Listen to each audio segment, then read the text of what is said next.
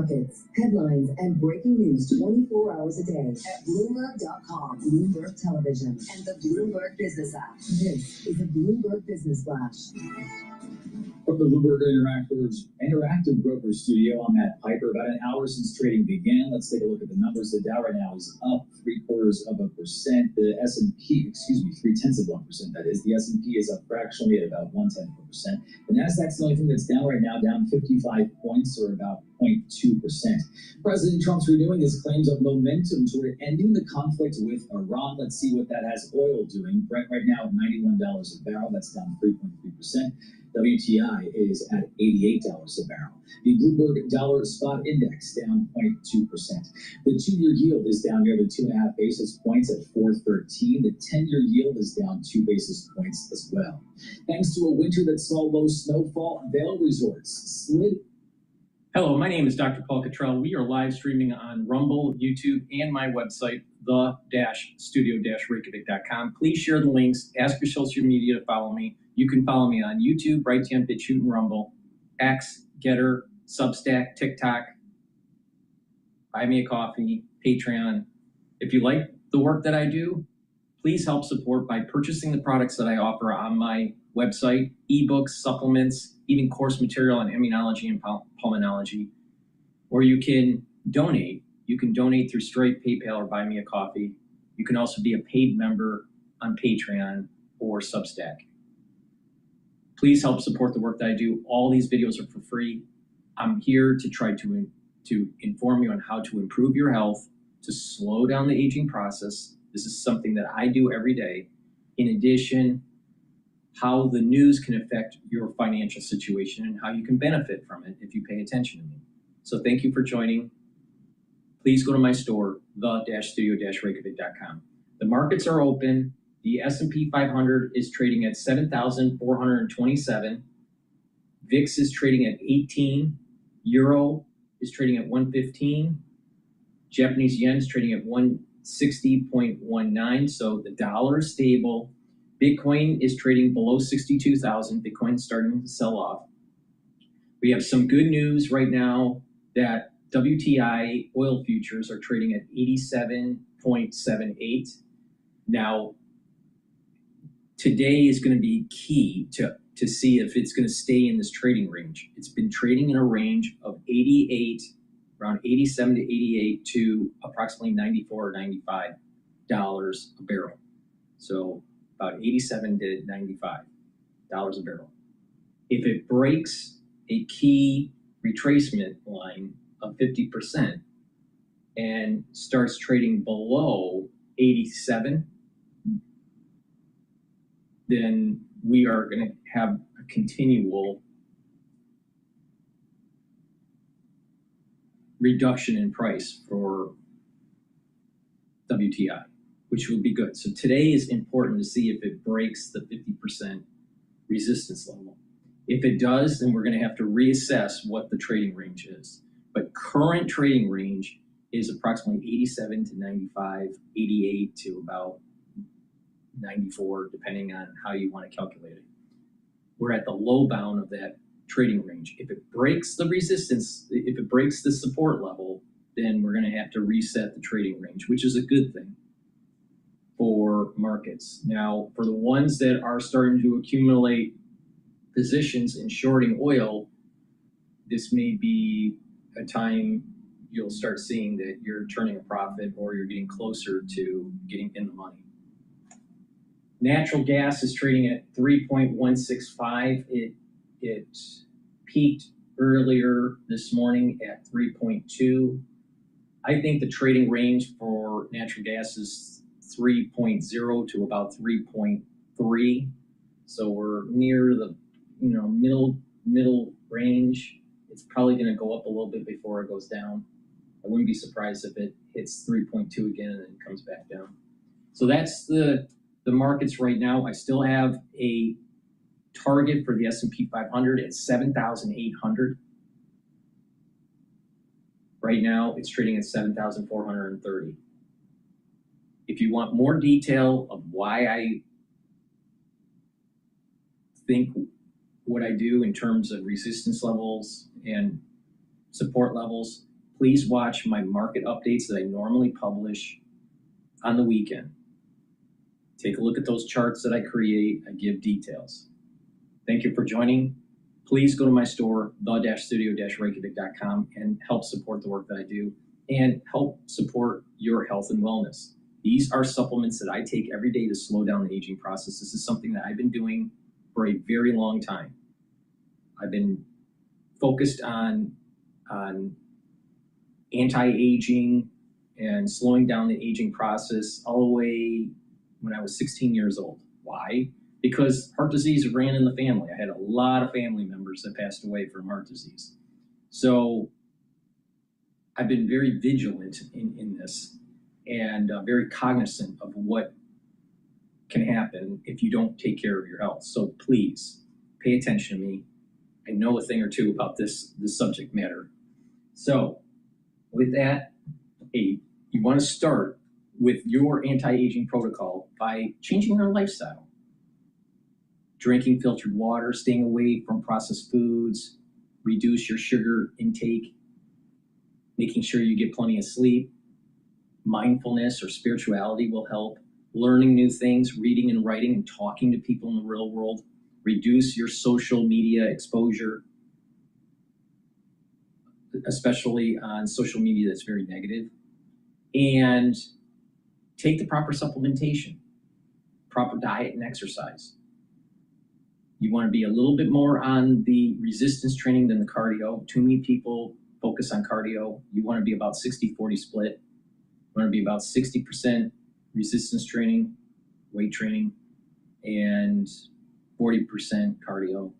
You also want to do stretching and balancing exercises to activate that cerebellum, to keep your neurons activated. Another thing that you want to focus on is start with the base. If you don't know, start with the foundation of slowing down the aging process and getting healthy, and that is a good gut biome.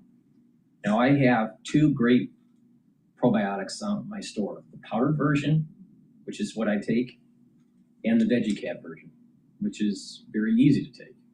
Now, either one will work. Both are very high quality, but take them every day. And what this will do is help to improve your gut biome, improve your metabolism, reduce inflammation, boost up your immune system at the gut level, improve the mucosal layer of the gut, increase your IgA, which is a type of antibody within your gut for proper health. What will happen with a good gut biome? Allergies will diminish. A lot of food allergies are coming from a leaky gut, so it'll reduce leaky gut syndrome if you have a good gut biome. Your overall metabolism will improve. You'll be able to absorb your nutrients better. Your skin will improve. You'll also be able to sleep better. You'll get into those 3 to 5 cycles of REM sleep and deep sleep to detoxify your central nervous system and consolidate memory and be well rested. A lot of people don't realize that if you're chronically sleep deprived and you're not getting into deep sleep, you are literally reducing the connections of your neurons and slowly increasing the probability of dementia just by not getting enough sleep. So having a good gut biome will help with better cognition, getting rid of that brain fog, and also allowing you to get into proper sleep. So please go to my store, the-studio-reykjavik.com. Get the powdered probiotic or the VeggieCap version. Either one will work for you. And also get the vitamin D3. This is dual purpose. Vitamin D3 helps to absorb calcium, so it'll help to improve your bone density, which is super important. You want good bone density as you go into your geriatric years, super important. And vitamin D3 will help with gene expression. It's a gene expression cofactor. If you are deprived of vitamin D3, you're not expressing the genes properly in your cells. And you're going to be aging slow. You're going to be aging faster. Your cells aren't going to be working and your tissues aren't going to be working properly. So by taking vitamin D3 is actually going to allow for your tissues to process and perform at its optimal level. Now, vitamin D3 also helps with cardiovascular health. You'll get better blood flow, and with better blood flow, you'll get better brain function because you're perfusing the brain more with blood and allowing for your neurons to be nourished, but also your other organ systems. This is part of the reason why when you have cardiovascular disease, or other organ systems start to fail.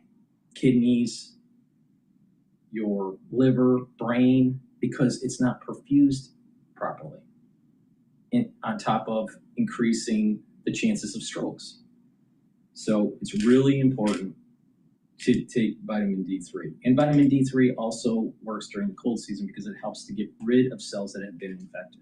It helps to get the cell to go into apoptosis. So it's a dual purpose vitamin that's super important.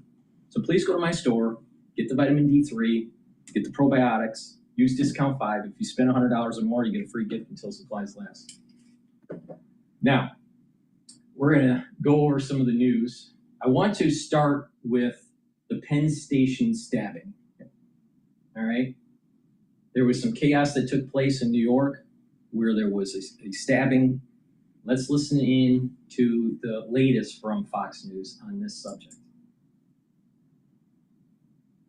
A career felon recently freed from a New Jersey jail, now under arrest after hurting at least 5 people in that stabbing spree at Penn Station. And this morning, growing outrage as we learned the homeless suspect, who has a long history of mental illness, was reportedly arrested back in 2022 for slashing a man in the neck, and he only got 2 years probation. Our next guest was one of those victims on Sunday, slashed in the face at Penn Station, and is now calling out Democrats like Mayor Mamdani over their soft on crime policies. Henry Obadiah joins me now. Henry, thank you so much for coming in. First, show the audience. Will you show them your right side of your face where you were slashed?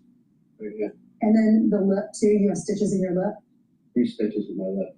So tell me what happened on Sunday. You're coming back from the Jersey Shore. So I'm coming back from the Jersey Shore, and I'm heading toward the exit to 7th Avenue. And I'm walking, toward the escalator, and I see these 2 guys kind of scuffling a little bit. I didn't think anything of it, walking toward the escalator, and I locked eyes with this crazy man, and he just looked at me, and you see in his eyes, he had this rage in his eyes, and he went, whack, cracked me right in the mouth. And my first reaction this is a major problem in New York. This is a major problem. I see stuff like this on the train all the time. Not every day, but at least once a month. And there's a typical ethnicity associated with this. Most of them are black males. They look homeless, on drugs.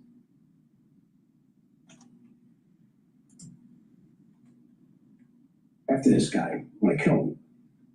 But then this guy behind me goes, he's got a knife, he's got a knife. So then I just backed off, went up the escalator. The girl up there outside, she goes, he cut you. And I'm like, oh my God. So then we were waiting, there was a lot of chaos, people trying to flag down the police. And I got a cop, he said to me, I told him that, yeah, I got attacked and I could identify the assailant. So he goes, come with me. We went downstairs into the Jersey Transit area, and it was a crazy scene. It was blood all over the place. There was clothes strewn all over. And we followed this trail of blood, and we saw this kid was bleeding from the head. And he had like a towel on his head. They were attending to him. And then, they came over to me. Some of the cops were asking me questions. Then a couple minutes later, another guy got stabbed. Cops were running in all directions. It was crazy. So did you have an interaction with the other people that were stabbed? How badly were they stabbed? Just one guy I saw. He was the guy that was lying on the ground. He was the kid. Yeah, he was younger looking guy, and he was holding his head, and blood was coming out. It was like untenable. So, I mean, I have friends writing me right after we were talking about this on air yesterday saying, I'm coming in on that same transit system. I don't want to go to Penn Station, but we don't have a choice. A lot of people live in New Jersey, a lot of people live on Long Island. We come in and go to these train stations, and that's how people get to work. This guy had been arrested 7 times going back to 2008. He, 4 years ago, convicted of a similar attack, and he only got probation. He stabbed a guy in the neck in New Jersey. This guy's homeless. He's 51 years old. Why is this happening? Who do you blame? I got to blame the administration, starting with Madami and Bragg. Yep. I just saw an interview with Bragg, and he said that you know, this guy doesn't have an arrest record in New York. So that's. I met Bragg at a speaking engagement at the Harvard Club about a little bit more than a year ago. I'm telling you, there is a concerted effort within the justice system to let these people off and just mingle in society. And some of it's because jails are overcrowded. Another aspect of it is that they're trying to decriminalize crime. They think it's justifiable or acceptable, or individuals need to be given like multiple chances, especially in crimes like this, where individuals could have died. So there seems to be a concerted effort within the justice system to almost decriminalize actions by minorities.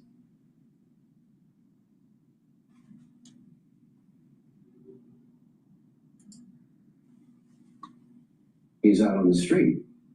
But who cares? If he stabs someone in New Jersey, why isn't this guy under arrest? 6 of them. I don't understand. 6 of those arrests over the last few years have been in New Jersey, and this last one in New York. So this guy does not belong on the streets, but this is what we're dealing with in New York. People are scared to even take a train, take the subway. It's a big I will problem. say that the Amtrak police were the ones who went and got him and arrested him when I saw that video. Thank you so much. What do you hope happens? I hope that there's some kind of change. There's got to be more law and order in the city. Yep. I don't know why they keep on voting for these Democrats that, you know, are so against law and order and they're anti-American. It's horrible. Well, Henry, I'm glad you're alive. If that had been a little deeper, it could be a lot different. Yes, I know. I feel very lucky. Yeah. And I was coming into the city late last Friday, very late, so it was early in the morning on Saturday. And when I arrived into the Penn Station area because of Amtrak, and walking outside and walking to the other train stations to take, garbage all over the place, people roaming. This is like 3-4 o'clock in the morning. It's a dangerous place. New York, yeah, in a distance, it looks shiny. You know, there's big buildings and they glimmer in the sun, but you're actually on the streets in the middle of the day, or especially at night. It's, in many parts, it's very dangerous, especially in the transit system. Okay, now there was an Apache helicopter that went down off of Omar Coast. Trump said that the pilots were okay. CNN just posted a clip. Let's listen in to the updates of the Apache helicopter going down. Just in, new reports that the U.S. military says it is investigating whether Iran is responsible for a U.S. Apache helicopter that went down near the Strait of Hormuz. This brand new reporting from Barack Reed of Axios also says that there was a dramatic hours-long search before the crew was found and rescued from the water. Also, Israel's military today launched new attacks in southern Lebanon. Both Iran and President Trump have warned Israel against continuing the offensive there. Let's get right to CNN's Elena Treen at the White House for the latest on all of this. Good morning, Elena.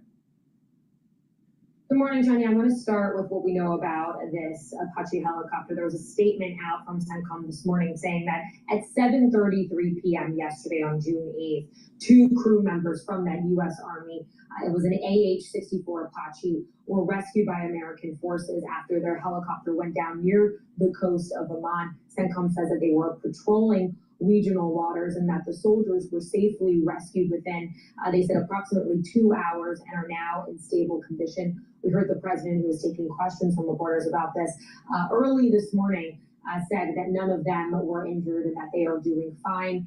I think this line from the CENTCOM statement is important. They say that the cause of the incident is under investigation. We're still learning, of course, what exactly happened here. But to give you a sense, I mean, one, the loss of this aircraft marks the first loss of an Apache since this war began. And I note that these helicopters have been previously used to attack Iranian small boats in the Strait of Hormuz. Apaches, primarily used for precision strikes, close air support, and air reconnaissance. So we're still learning to get more about what exactly happened and how this helicopter was down. President Trump confirming the pilots on board that U.S. Army Apache helicopter were not injured following reports that the chopper went down near the Strait of Hormuz. Take a listen. Or that an Army helicopter went down in the strait. Can you give us an update on that? Are the soldiers okay? The pilots are fine, yeah. Nobody injured. Barak Ravid from Axios reports that officials are investigating whether Iran is responsible for shooting it down. With us now is CNN national security analyst, former deputy director of national intelligence, Sandra. This is what the Apache looks like. Hours-long rescue from the water. The 2 crew members plucked out. That's according to Barak Ravid. Does it feel like the type of thing, or what kind of risk should I say? Because we don't know whether the Iranians shot it down, but what kind of risks are these missions as they continue, even in this, in inverted commas and quotes, ceasefire period? Well, absolutely. Every kind of combat area has risks, John, and it is just a matter of time before things happen, whether it's a shoot down or just something happens, right? I mean, you just have a lot of people in the air, in the water, and it's just kind of a numbers game. One of the interesting things I found from this are the reports that they were rescued by an unmanned underwater vehicle. And if true, this is really interesting, and it just shows how war is changing. This is now happening routinely in Ukraine, where these unmanned vehicles are wheeling people out or, dropping in supplies or whatever. The world is changing dramatically, and it makes people more safe. But I think that this entire situation, John, right now it's just very, very unstable. And the risk of flare-ups and more downings is just high. But we got word overnight that a U.S. Apache helicopter went down somewhere in the Strait of Hormuz off the coast of Oman. We don't know the exact location, nor do we know the cause of what brought this helicopter down. We do know the 2 people inside, the pilots and the passengers, everyone doing okay. This is what the Apache looks like. When you hear that, what are the range of possibilities for what might have happened? It could be mechanical, of course. Secondly, could be enemy action. The Iranians could have gotten in some kind of a drone in close to it. Thirdly, it could be pilot error. Those are the 3 key ones that you think about. I think just stepping back, John, we ought to kind of reflect on the fact that we now have 50,000, 60,000 U.S. servicemen and women forward deployed for months and months. And, we were just talking about draining the strategic petroleum reserve. We are draining military readiness by keeping all these people on station for this length of time. Now, this is the Department of Defense, a highly capable organization, but not inexhaustible. So it's a good wake up when something like this happens, how perilous this is for our troops, and how this could, without question, become longer and longer if we don't get to a deal. Well, it already has become longer and longer, and I think that's such an important point that you're making here, because this is the risk of an extended deployment, maybe indefinite deployment, one or the other. And one thing I want to point out is the president says overnight that this whole thing could come to an end in the next 2 or 3 days. There could be a permanent deal in the next 2 to 3 days. He has said some version of that. CNN has counted, I'm going to write this, 37 times in the last 78 days. So 37 times over the last 78 days, it's either been a few days away, a week away, or just around the corner. You get the sense that this could possibly just linger. And what happens if it does? And this is the problem. This is the problem that I have with Trump. Trump keeps on saying that, everything is copacetic. We're just about ready to have a peace agreement. But it's not a peace agreement. It's not a ceasefire. It's a memorandum of understanding, which means nothing in contract parlance. Nothing. It means nothing. So he's just stringing the American people along. Now, it is true that oil is starting to go down. It's trading at 87.96 for WTI. But the point here is that I don't think we're anywhere near having a permanent ceasefire in that region. One, because Israel is going to continue to hit Hezbollah in Lebanon. And Iran, who's running the show? I think it's fractured. So if it's fractured, you're going to have certain factions within the IRGC wanting to continue on with the war effort, and you'll have others that are wanting to allow for peace. So will we really have a peaceful region? You know what it looks like?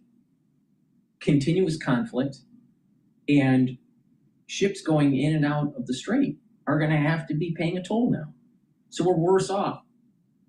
We're worse off. Trump should have used ground troops and have been more forceful to have a ground invasion, but he was scared. And it's too late now. He ate the clock, and it's too late. Now what he does is he puts on his used car salesman hat, and he basically is telling the American public that everything is fine. He's putting lipstick on the pig. That's what he's doing. And in my mind, Trump has failed. Then we are right back to potentially years of keeping forces forward deployed at scale. Exactly. And I think the country doesn't want that at any level because of the 20 years of the forever wars that my generation and more importantly, the younger generation, the millennials particularly, carried immense burdens on the front lines of. So I think President Trump feels the pressure to get to the table. And that, John, brings us to Iran. I don't know what age this guy is. I don't know. He looks older, but maybe he's Gen X. But most of the war in the Middle East, it wasn't the millennials. It was Gen X that had that burden, not millennials. Because if there were millennials, we got out of Afghanistan in, I think it was 2022, all right? The millennials were just getting into the service when they were 18. Millennial, by definition, is born after January 1st of January 1st, 2000. That's a millennial. Well, that would mean that if they enlisted at 18, that you're talking about 2018. So 2018, 2019, 2020, 2021, and 2022, all right? But most of the war in the Middle East was done by Gen X, and that was post 9/11. So what the fuck is this guy talking about? The burden was on the millennials? No, it wasn't. The burden was on Gen X.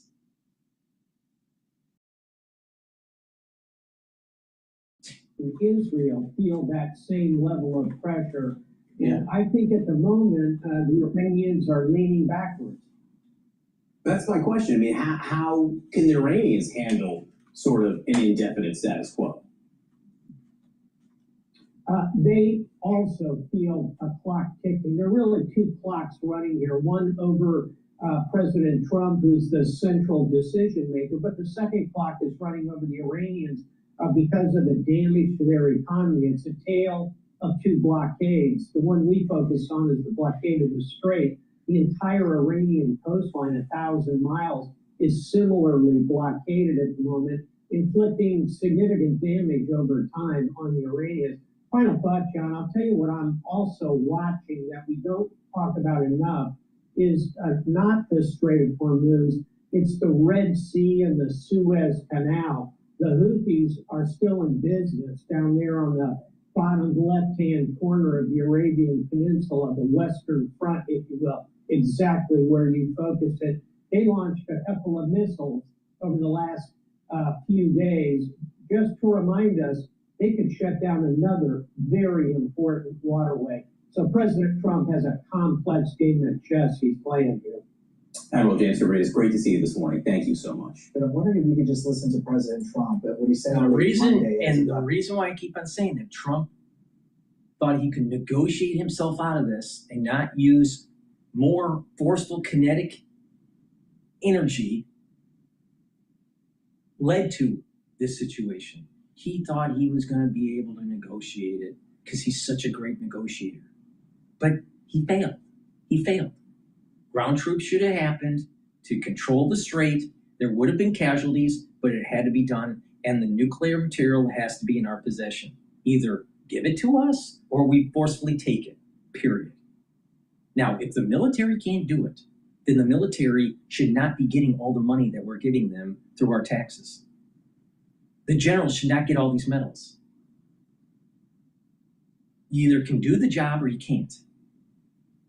Now, we keep on hearing that we can do the job. Fine, do it. Now, what can we learn from the Civil War on this? Early on in the Civil War, the generals on the Union side that were very good at organization and building up a military and training the military were afraid to fight the Confederates. And Lincoln had major problems with these generals. Doesn't it sound similar here? It seems similar. They love building up military equipment, capability, recruitment, building up the armed forces. But when it comes to actually winning, taking risk, a lot of these generals are afraid. And so the forever war, part of it's because of the politicians, part of it's because of the money machine of the industrial complex, but part of it's generals that can't win wars.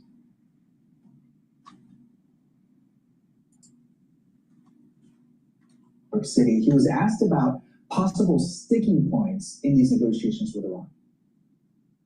I don't think there are any. This game, you're not ready for it. I don't think there are any sticking points. We're very close to having a very, very good, strong, powerful deal. Really? Where is it? No sticking points, a positive outlook, but then listen to a portion of CNN's Fred Pleitman's interview with the top. See, what it is that Trump basically is talking just like he has a real estate deal that's floundering because people aren't willing to invest in it. And the construction has to stop because he can't get the funding. So he has to put lipstick on the pig and convince people to buy into the real estate investment. That's exactly what a real estate investor that has problems in New York would say. There is the issue with Trump. Not being honest with the American public. The bottom line is this: the Iranians aren't going to do a deal. And if they say they will, it's going to be a false deal. They're kicking the can down the road to be able to reconstitute. The only way this will end positively for the United States and the world at large is for the IRGC to be completely destroyed. That means total war.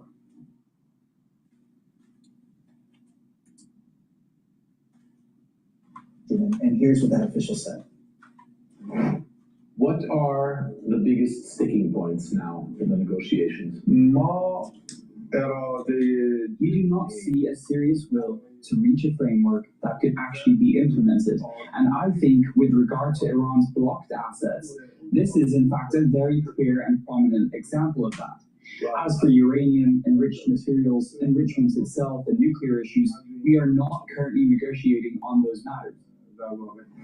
Does it sound this team operating in Iran only with the permission of government? So does it really sound like that there's going to be a peace agreement? No. Now maybe that's not the right guy to talk to. Trump's talking to a different guy, but this adds to the confusion. Who's running the show over in Iran? Now you have the America First pacifists out there that just want to stop everything and just let nuclear capability rise from the ashes in Iran, which would lead to nuclear proliferation in Saudi Arabia, in the UAE, in Qatar, and in Turkey. Do you really want that? That's what America First pacifism would allow. The only way that this is going to end for the United States positively in the long run is total war in Iran. Not, I'm Trump and I'm going to negotiate a deal. And that deal is going to make everything worse off than it was before before we started knocking the shit out of Iran.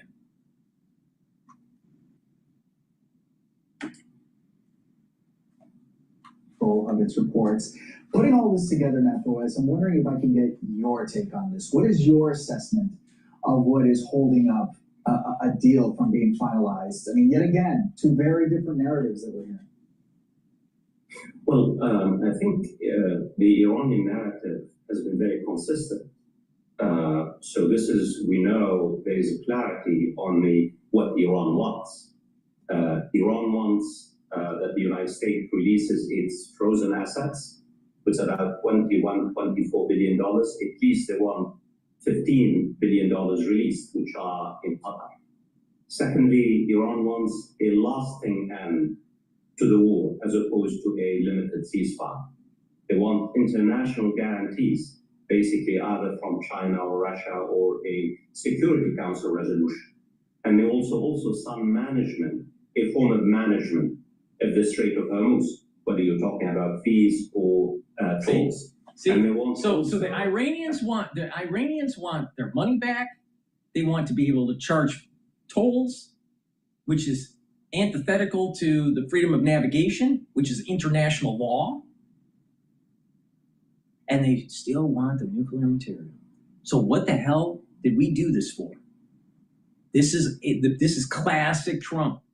He's going in for the right reasons, but the execution is terrible. And then he has to put the lipstick on the pig, telling the American public that everything's fine, even though it's worse. And he wasted 60 days that were critical to win.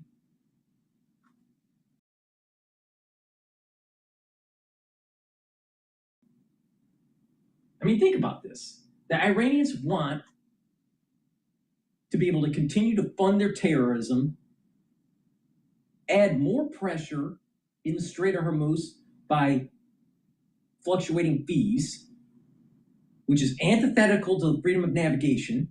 And when that happens, what prevents China to do the same thing with the 9-dash line or the 10-dash line? This opens up a whole can of worms because Trump couldn't get the job done.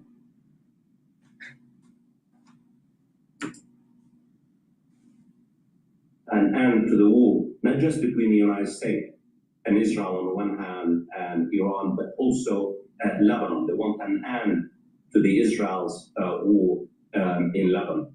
So all in all, in fact, there has really been no major progress in the past few weeks. Because Trump, the Pentagon, the people in Congress, the America First pacifists, they need to wake up.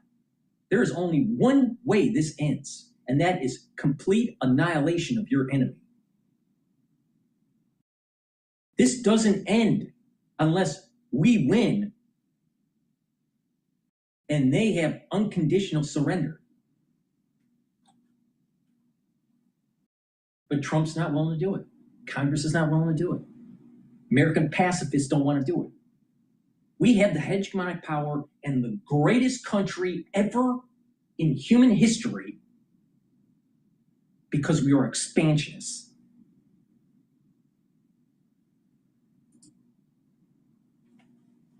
Your correspondence interview with the Iranian official.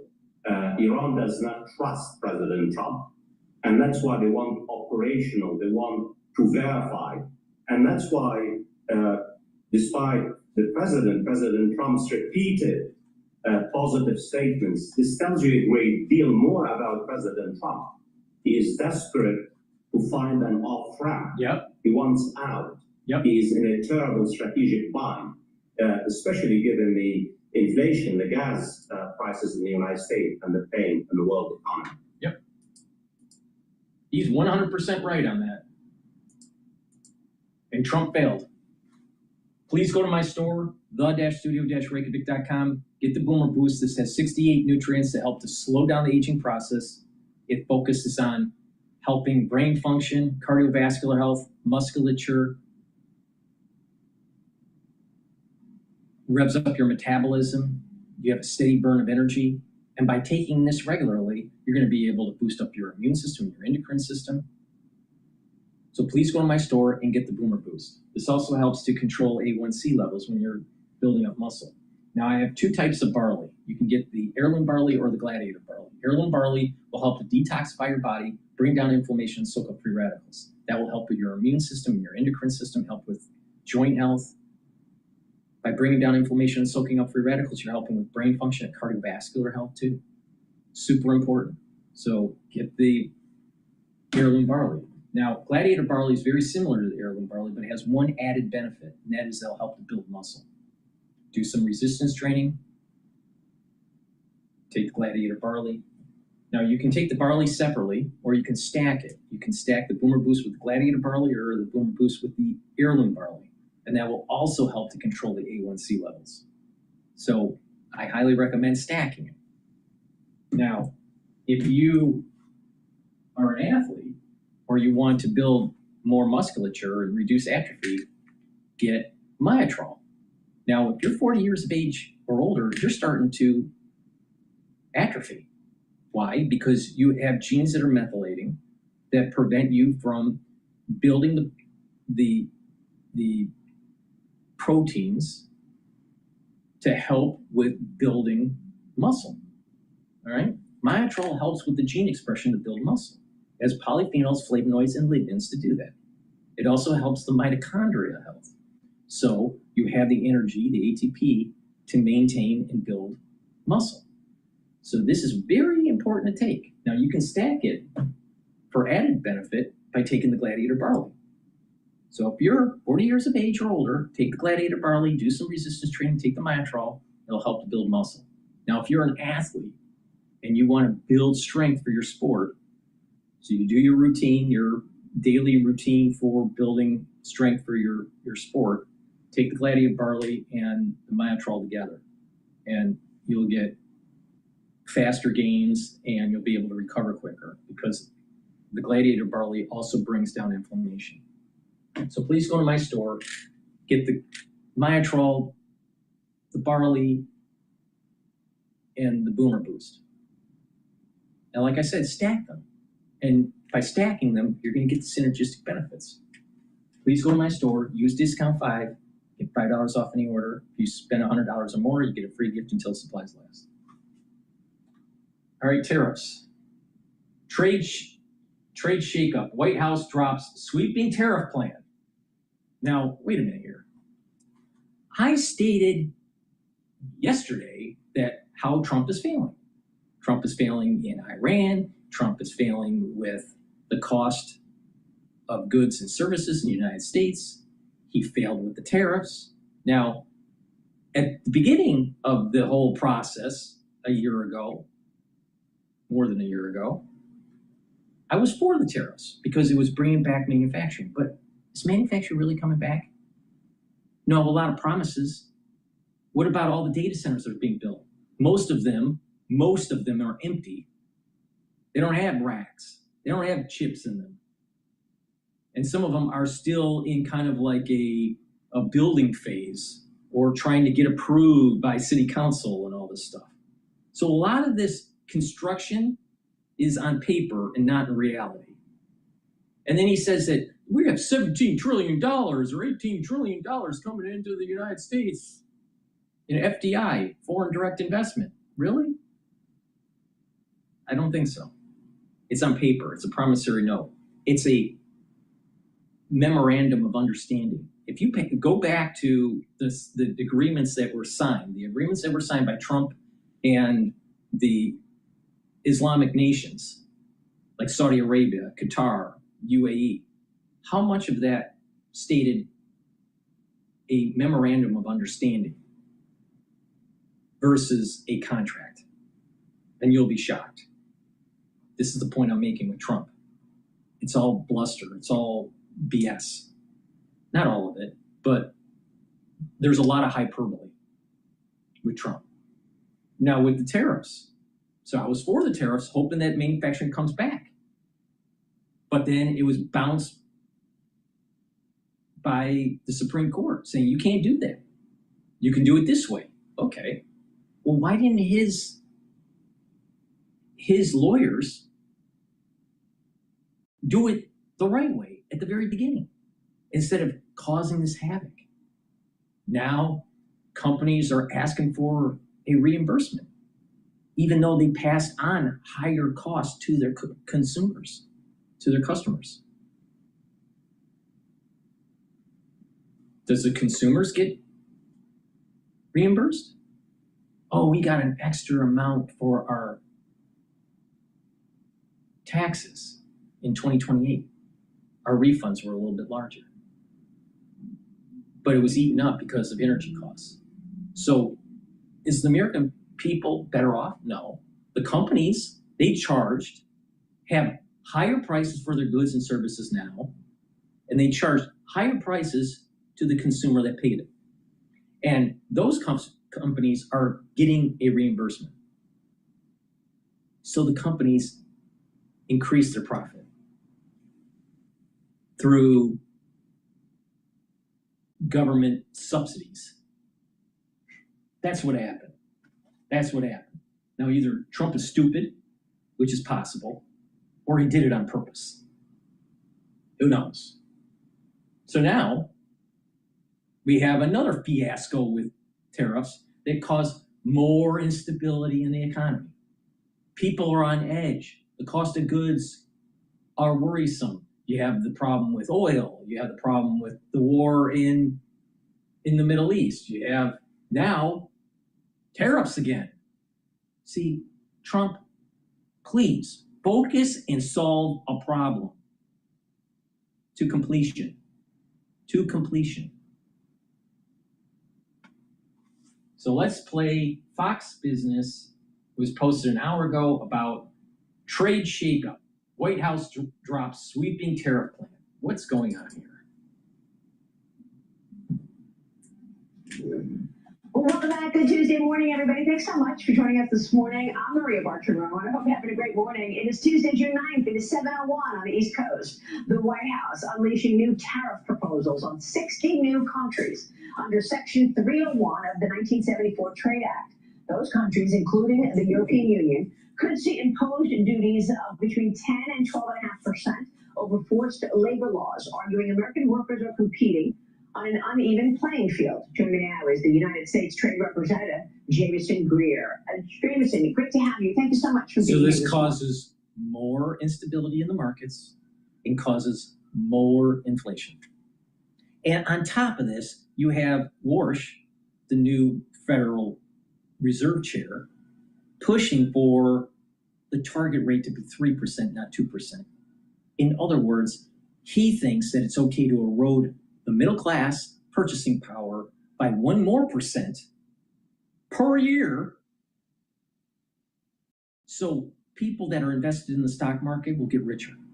Because what happens is that when inflation goes up, especially in the United States because we're the risk-free rate, when inflation goes up, the middle class purchasing power goes down, but actually that hot money, the printing from the Federal Reserve and the overissuing of debt and this creation of an erosion of this money supply, that hot money goes into the stock market.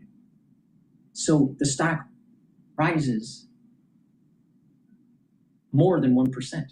So people that are having assets in the stock market will maybe get 3 or 4% gain. Well, individuals that aren't in the stock market or not as exposed to the stock market and are heavily dependent on their wages will have a 1% erosion of purchasing power.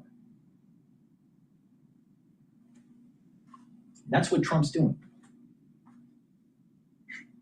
On top of tariffs, on top of oil prices being elevated for way too long. He said that he was going to be able to unravel this fiasco in Iran within 3 weeks to 6 weeks. Well, it's more than 100 days.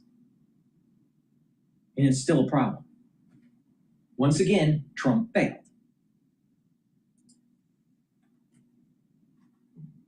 Very good to be here. Thanks for having me. So tell us about that. I mean, the president is hoping that this round of tariffs will be more legally binding, obviously, following the Supreme Court's ruling earlier this year.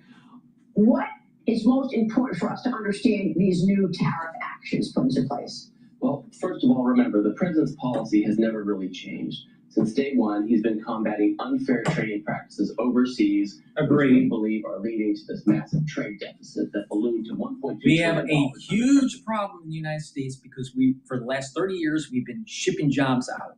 We need to bring those jobs back because innovation happens by doing things.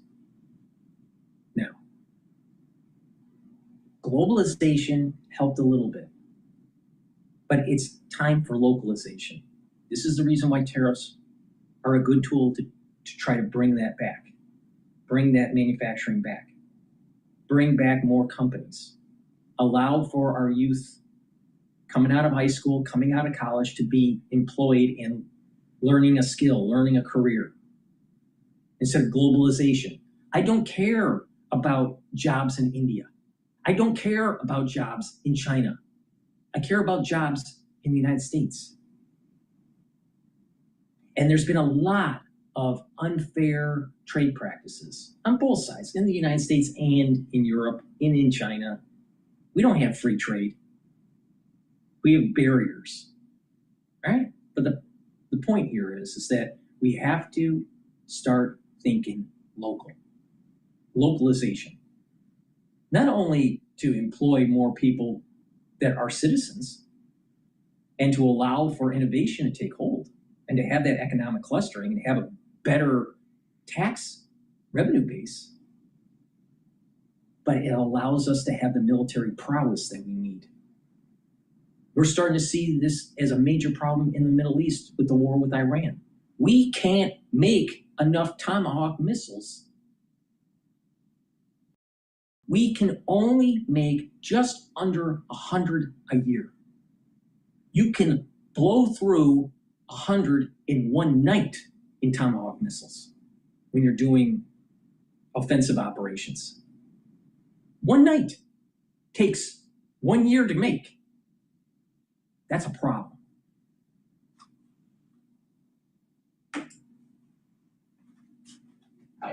So we've been trying to get at these, and we have.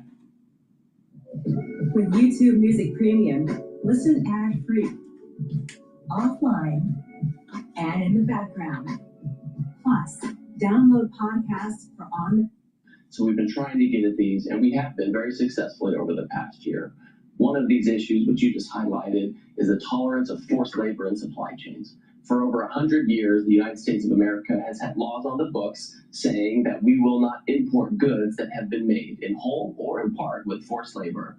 No other country effectively enforces these types of laws. A handful of countries have these laws, but don't actually implement them. The European Union, for example, they passed a law, but it doesn't take effect until 2027. So we have all these countries in the world that allow goods made forced labor into their countries. America doesn't do that. Our companies have to comply. We seize containers at the border. There's a cost to doing the right thing, and other countries aren't bearing it. So this is just one step. We also have actions about excess capacity, countries that are subsidizing factory build out that they don't need, that kind of thing that undermine our workers. So these are the types of unfair trading practices that the president is trying to take care of and is trying to remedy it by imposing tariffs. Do you believe these tariffs are going to equal the same amount of revenue that you had from those tariffs that were struck down? Why didn't he do this path for tariffs back in April of last year? Why did we have to go through the circle jerk? Doesn't he have fucking lawyers that know what the law is? Bullshit. It's bullshit. And what this is going to do is cause more havoc in the market, more instability with individuals, with kitchen table concerns. You might have retaliation by the counterparty, and this thing is going to be in the news cycle, and it's going to cause havoc in the stock market. On top of AI, on top of increased cost for energy, on top of potentially major problems with food crop yield because of El Nino and the lack of fertilizer. See, Trump, he's attacking problems that need to be addressed. But the way he does it is inefficient.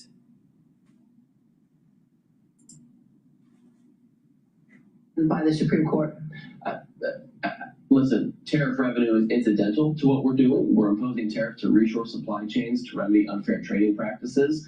My sense is that if these tariffs go through on forced labor, and if there are other tariffs that are proposed, is it will probably be quite similar in terms of revenue. Again, that's not the primary mover. It's the movers we are trying to identify and eliminate trade practices, reshore jobs, and get the debt. That's really an important point. So thank you for making it. The priority is the priority, and regardless of what the revenue is. Now, and the reality of the situation is he lost a year and a half.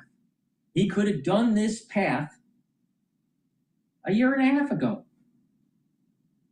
Just like he didn't solve the problem in Iran, and it's going to only make it worse later down the road. It's the same problem. Poor execution. Right problem to address, but poor execution. And I spoke with your colleague, Treasury Secretary Scott Bessent, on this last week about this deal that is still pending. And here's what he told me. Watch. Right after the Supreme Court decision, was the president planning on any changes in terms of the tariffs? So what's going to expire is what's called the Section 122. It's an emergency 5-month authority that we put on. It's a 10% global tariff. And along with that, we have existing 301s and 232s. So what's happening now is Ambassador Jameson Greer, U.S. Trade Representative, is doing studies Section 301, and if those studies are successful, those 301s will get recalibrated to the exact level of the trade deals we had with the countries.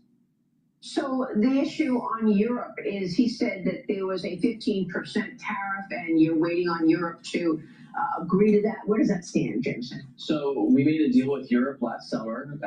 That deal is very precise, and the expectation is that the United States is allowed to have a 15% tariff on the European Union, and the European Union in return is going to reduce their tariffs on industrial goods to zero, give American farmers some duty-free quotas for key agricultural products, and importantly, change a bunch of burdensome EU regulations that in some cases have targeted U.S. companies or really just make trade very difficult.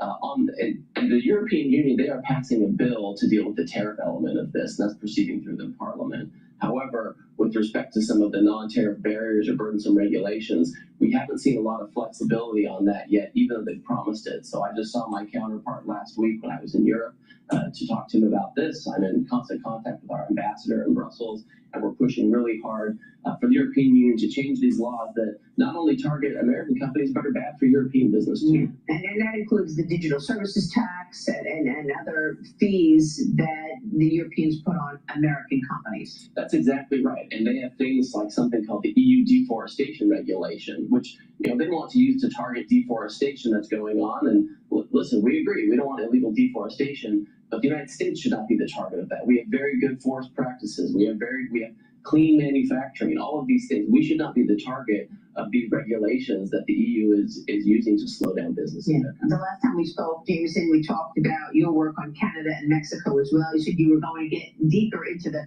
Canadian trade issues as well. Where do those deals stand? They're bilateral, right? You've got U.S.-Mexico and U.S.-Canada as opposed to USMCA. Right. You have the USMCA underlying the relationship right now. We've seen a lot of flaws in that. We've seen our deficit go up with both countries over the years that USMCA has been in place. So we're trying to fix the flaws in that program. We're dealing with Mexico on a bilateral basis, Canada on a bilateral basis. I've had a team conducting formal negotiating rounds with Mexico. We were down in Mexico a couple of weeks ago. They're coming here next week. We're talking about how to improve the rules to make sure that if there's a good that's going back and forth across the border between the United States and Mexico and getting some special preferential treatment, that it's actually made in the United States and or Mexico, and it's not just made with a bunch of stuff from China or Vietnam. So we're trying to change those rules, we call them rules of origin, to make sure that people aren't using Mexico as a third country hub. We would expect the same for Canada when we are able to get to some kind of an arrangement with them. Right now they have a different approach to the United States. They have some retaliatory. Whoa, what's that? I just built a budgeting app in Base 44. Guys, you just built an app. Impossible. You're gonna get code. Approach to the United States, they have some retaliatory tariffs still in effect, and that makes it a problem for us to negotiate. Well, all of this is so important with regard to China, because you look at Mexico and you think, well, how did these products come in from China? And then you realize, okay, well, they're dumping products in other countries and getting them in another way. China is, and all of these cheap products undermining U.S. companies. You were just in China for the meeting with Xi Jinping. What was your takeaway there? Do you feel that you can actually bend the curve here and affect change with regard to communist China dumping its products in America at cheap prices? Well, the first thing to keep in mind is if you look at what's happened over the past year and a half, the United States of America has reduced its trade deficit in goods with China by over 30%, 30. So that was, in absolute terms, that was $130 billion last year. That's a huge change in only 1 year. We initiated with China what I call the U.S.-China Board of Trade. Right. And it's, I call it a positive mechanism where instead of fighting with China all the time, we each look at about $30 billion worth of goods trade on each side, and we say, listen, is there something we can trade with each other? Non-sensitive consumer goods, or can we send them medical devices, energy products, agricultural products? What can we get from them? What can we send to them? Again, Trump should have went down this road a year and a half ago. What's going to happen is Trump's going to lose momentum because he's going to lose the House, maybe even the Senate, in the midterm elections. And when the Democratic Party gets into the White House, potentially after Trump, right after Trump, they're going to unwind all this stuff. So what real benefit did we get?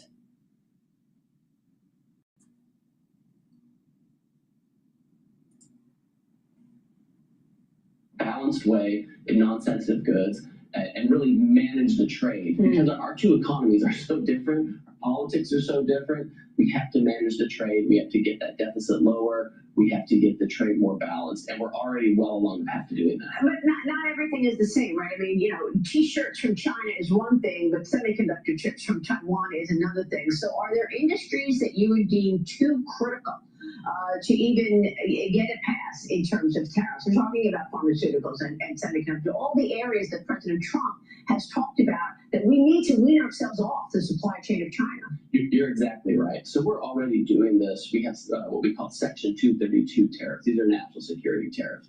We have them in the auto and auto parts supply chain. We have it in pharmaceuticals. We have it in semiconductors. We have it in steel, aluminum, copper, timber, all of these areas that are critical supply chains. These apply to China as a general matter. There are some areas in there where the coverage is more limited, but these are things that we want to be making here in the United States, or if we're importing them, we want to be importing them from countries that are more trusted trading partners. What is your timeline in terms of critical minerals? When could you expect, when should we expect that we would actually be doing this, producing and refining these critical minerals that are so critical for the military and our technology needs, et cetera? When could we actually expect that would be done at home? Every government agency with any equity in the critical mineral space is acting. That everyone's being a real policy entrepreneur right now.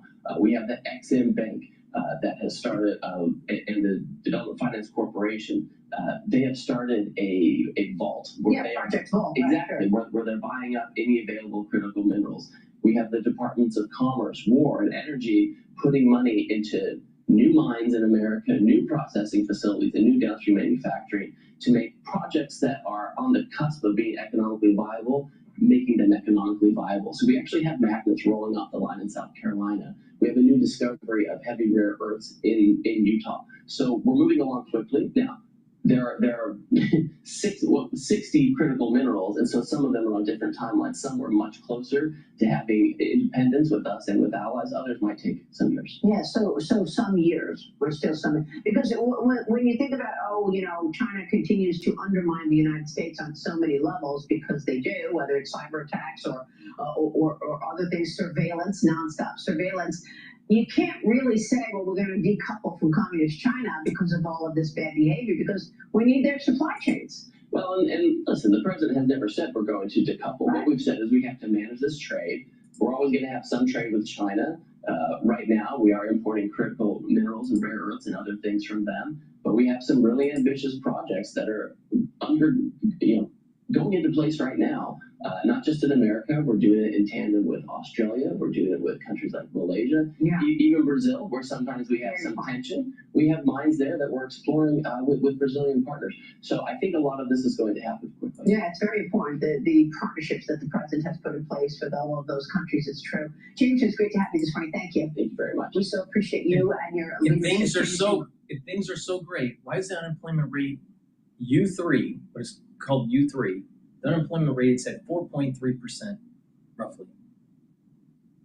But yet U6, which is the real unemployment rate, is like 8.5.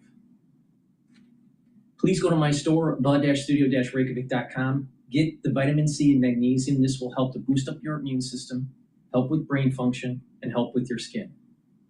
Magnesium also helps with the efficacy of vitamin D3. You can take this separately or stack it with the magnesium and zinc that I have on my store, the-studio-reykjavik.com. Now this stack you can take individually or apply the stack synergistically, all right? Lignans, it's a powder. It'll help to boost up your immune system and your endocrine system, bring down inflammation, soak up free radicals. Now, ashwagandha root brings down cortisol levels and helps to control your blood glucose levels. Turmeric brings down inflammation, soaks up free radicals. Now you can take these separately, but the magic, all right, the synergistic effects are powerful if you take them together. The lignans, the ashwagandha root, and the turmeric that help to slow down the aging process. This can help to boost up your immune system, help to boost up your endocrine system. It'll help with brain function because you're bringing down inflammation. It'll help with your cardiovascular health, reduce plaque formation. So please go to my store, the-studio-reykjavik.com. Get the turmeric, the ashwagandha, the lignans, and boost up that immune system. Super important, especially after we went through that crisis. I'm willing to bet that a lot of people that you know in your circle of friends or family members are getting cancers at a young age. I'm also willing to bet that you're starting to know cognitive dysfunction with individuals post-COVID. Better pay attention to me or it's going to be too late. Please go to my store, the-studio-reykjavik.com. Make sure you use discount 5. that they're going to be looking at. So the UK's opened an investigation. They've set an end date for that phase 1 investigation of August 7th. And at that point, they're going to have to decide what they want to do. Do they have some concerns about the impact on different markets from this combination? Are there remedies that have been offered that could resolve those concerns so they can get it closed up more quickly? Or do they need to continue to investigate, which would be opening a phase 2, which I think would be, a difficult thing for these companies that intend to close in the third quarter and also have a ticking fee that's going to start to kick in for Paramount as of September 30. So they're going to want to get this cleared up before then. Is there one concern that trumps everything else? I mean, are my streaming prices going up? It's funny. I think what everybody thinks about is streaming because that's what we all understand and we're consumers, all of us, for these streaming services. But I just don't see that streaming overlap being problematic anywhere in the world. Paramount Plus and HBO are the two entities that would come together, and they are still relatively small in the world of streaming compared to Netflix and Disney Plus and all the others. And I don't think anywhere their combined market share gets anywhere near 30%. And that's kind of a flashpoint for antitrust. Under 30%, you probably don't have concerns. Over 30%, you probably do. So I think any agency regulator that's looking at this can probably get past that streaming concern. Jen, just summarize for us, what's the status of the regulatory review in the U.S. here, the federal versus state? It's really complicated. In the United States, there's a mandatory antitrust waiting period that allows the Department of Justice, in this case, to investigate the deal. If that period expires, if the Department of Justice allows it to expire, legally the companies are free to close. That happened. But even though the Department of Justice allowed that period to expire, there have been news reports that it is continuing to investigate the deal, which is a little bit odd. It's just an unusual sort of set of circumstances.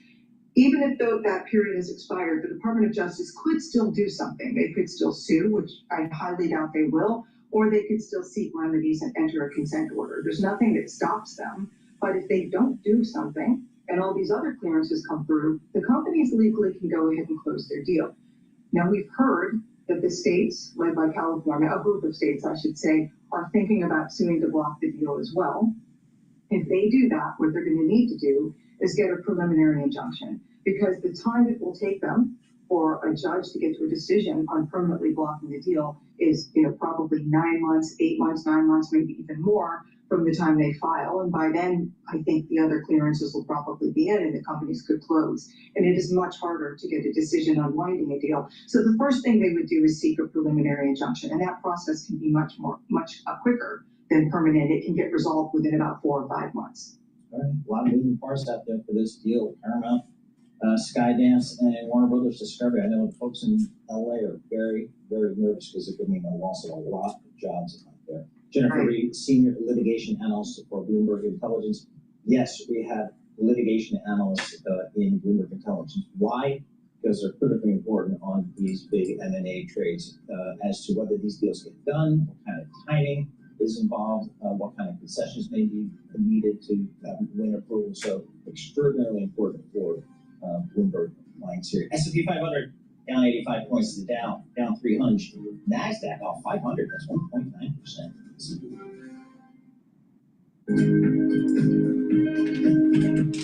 Please go to my store, the-studio-reykjavik.com, and get the structural nano silver drops and lozenges. You can get the drops in cherry flavor, in lozenges, in manuka honey, and orange splash, fortified with vitamin C. Very high quality. It has the structural nano silver to help to neutralize. Use them for the cold season, the allergy season, even when you're cleaning around the house. You want to take them right away so you don't get a throat irritation and get some sort of cold or some sort of allergy. Again, it's made from structural nanosilver, so it'll help to neutralize and protect that mucosal barrier for your oral pharynx. Structural nanosilver toothpaste. This has no fluoride. It'll help to whiten your teeth, freshen your breath, bring down inflammation at the gum line, and improve your gum health. It has the structural nanosilver, so it's going to neutralize. And by having good oral hygiene, you're going to help your cardiovascular health. This is the best toothpaste you can buy. Use it every day, but especially if you're not feeling well, like during the cold season. And the structural nanosilver gels.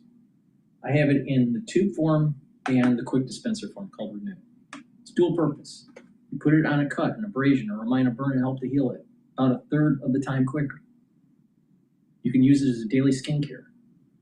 You can lightly coat your nostrils when you're cleaning to prevent you from breathing in and being exposed to dust.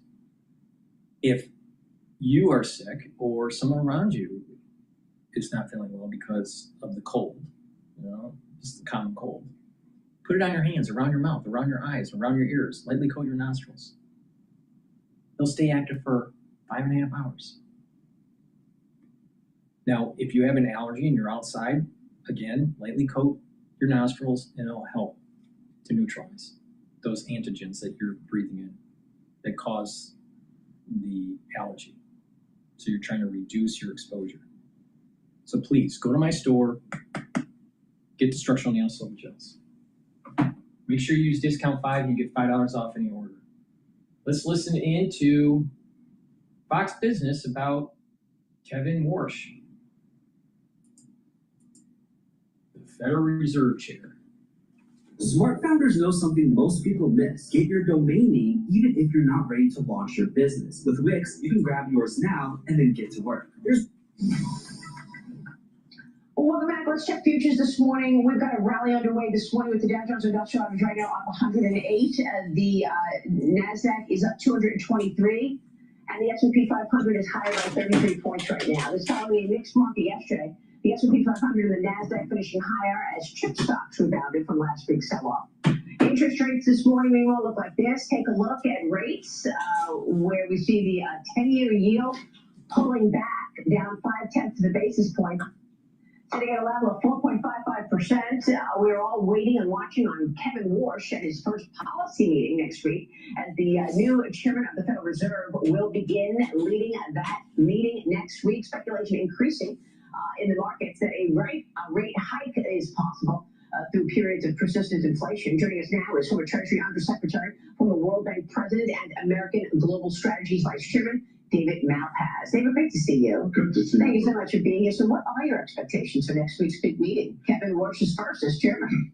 I think they'll be setting the stage, so I don't expect a rate hike at that meeting. But the issue is, how do they talk about growth? It was really good. The president over the weekend, President Trump, said growth is good. Yeah. So that's going up against the Federal Reserve models, where they kind of think if you have too much growth, they should take away the punch bowl. They should throw cold water on growth. And so he was really clear on why it is. If you've got growth, you've got more people producing, and then that helps on the inflation front. Yeah. And you can't do that if you keep raising interest rates on small businesses. So that's the theme, really. How do we get credit going to small businesses so they can fix the supply chain? So I would be shocked if Kevin Warsh comes out and raises interest rates this year. What do you think? I don't think they'll do it this year. Goldman Sachs was out, I saw, and saying that there won't be a cut until 2027. Yeah. So even that is problematic. The U.S. and the president said it very clearly. If we're such a strong country, why do we pay more interest rates than someone in China? It doesn't make any sense. And the markets, I think, need to have confidence in the Fed and figure out that the dollar is the best currency in the world. Absolutely. Samir, you're advising companies on how to deal with the president's policies and work with this administration. What do they say about growth right now? Well, look, they're very excited around the fact that we're going through this period of reindustrialization in the United States. An exciting time for the energy markets, for AI, for chips, and finally bringing back those jobs home. And the best part is, and this has to do with the kind of elegant foreign policy that the president has espoused, is we're in some cases getting foreign countries to pay for that renaissance. So Japan, Korea, even in the Middle East, you're seeing foreign direct investment come in and waves that's generational. And I think that's really the boon for the U.S. economy, where you have all these partnerships that are rebuilding industry here at home. Now, there's a long way to go, but I can tell that markets are excited about that. Now, things take time. You have a transformational president with a transformational agenda. these things don't change overnight. Yeah. We've had decades of poor planning and poor industry that's now turning the corner. And I think people are very excited about that. And to your point, the president will say it's $18 trillion in new money having come into this country. And David, you've got an op-ed in the Wall Street Journal. I want to talk about what you write, because you said that the Federal Reserve's balance sheet needs to shrink. And of course, that is exactly what Kevin Warsh has said. You write that Kevin Warsh has correctly advocated for regime change, which would include reducing the portfolio size. What are your expectations there? And as he cuts down the balance sheet, is that indirectly a tightening? No, I think it is pro-growth. Some people say it is. You know, economists argue about this all the time, but look at their record. Over time, the Fed's allowed these big swings in inflation and in deflation even. That was the 1990s. They never explained why. And on the balance sheet, they claimed that it was going to be stimulative. But think, in the Obama administration, they bought $9 trillion of bonds and didn't get any growth out of it. So there's a big mistake going on in economics. Kevin Warsh can begin to change the economic model so that people get it, that the Fed shouldn't be in the middle of every market in the economy. They want to be because it makes them more powerful.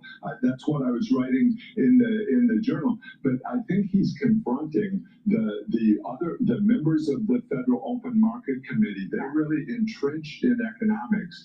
And so this fight is going to have to be staged in multiple rounds to explain to the country that the Fed can have confidence from markets by getting out of the way, not being in the middle of everything. Yeah, that's a great point. And he has said he wants these family fights. He wants the governors around the table to challenge him. That's it. Yeah. Regime change, and you have to have a new way of thinking about the interest rate when there's growth. And communicating.